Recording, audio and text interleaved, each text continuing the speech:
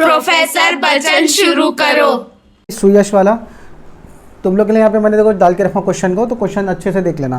Question में देखो क्या बोला, एक बंदा है सुयश नाम का, उसने 10 मार्क्स ज़्यादा लाया सेकेंड टेस्ट में किसके मुकाबले, फर्स्ट टेस्ट में। मतलब उसने मान लो फर्स्ट टेस्ट में कुछ मार्क्स लाया, सेकेंड टेस्ट में 10 मार्क्स ज़्यादा बढ़ा दिया उसने। तो एग्जाम्पल ले लो, फर्स्ट टेस्ट में उसने 10 मार्क लाया तो सेकेंड टेस्ट में कितना मार्क्स हो गया, 20। फर्स्ट टेस्ट में उसने 50 मार्क लाया तो सेकेंड टेस्ट में कितना हो जाएगा, 60। लेकिन उसके अपने को उसका टेस्ट का मालूम नहीं कितना मार्क्स लाया पहले इसमें, तो उसको हम लोग क्या ले लेंगे, एक्स। तो यहाँ पे ले लेंगे लेट, देखो solution, let the marks scored by Suyash इन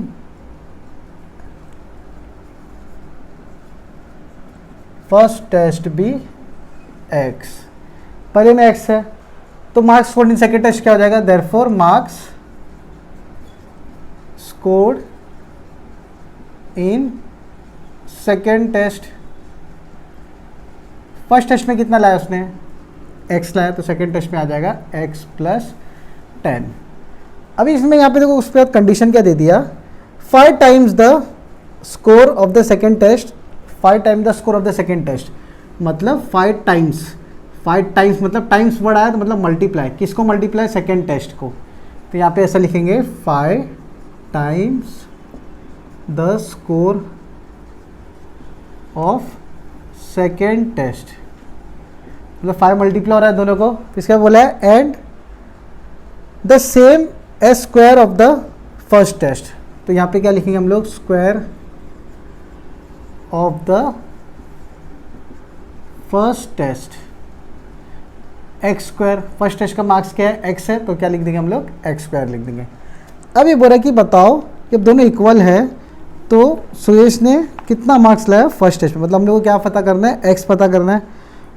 समझ में आया? तो एक बार क्वेश्चन फिर से देख लो, सुयश को 10 marks more in second test then that in the first. 5 times the score of the second test is the same, मतलब ये टेस्ट का मार्क्स क्या है, सेम है। तो यहाँ पे क्या लिखेंगे, अकॉर्डिंग टू गिवन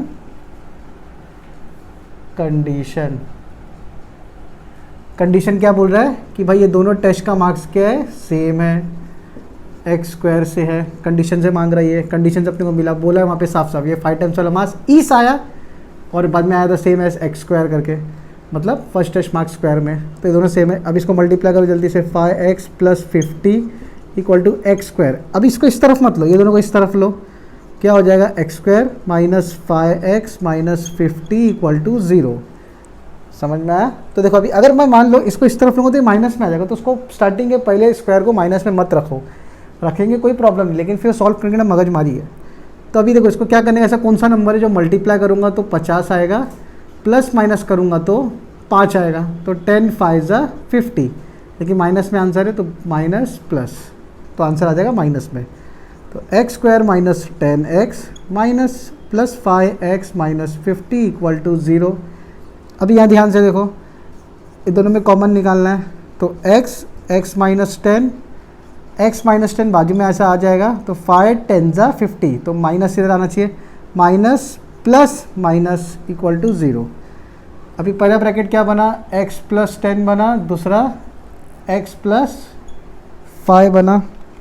अच्छा, पहला ब्रैकेट बना x माइनस 10, देखो x minus 10 equal to 0, x minus 10 equal to 0 और x plus 5 equal to 0, x equal to 10 और x equal to minus 5।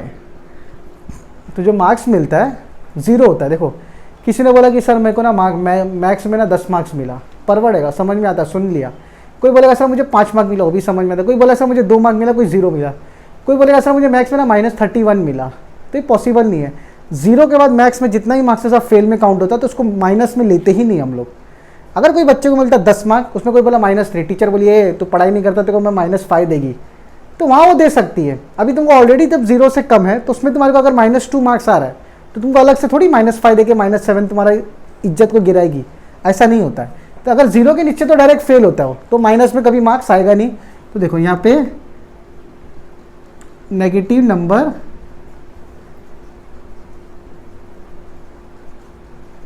Is not accepted,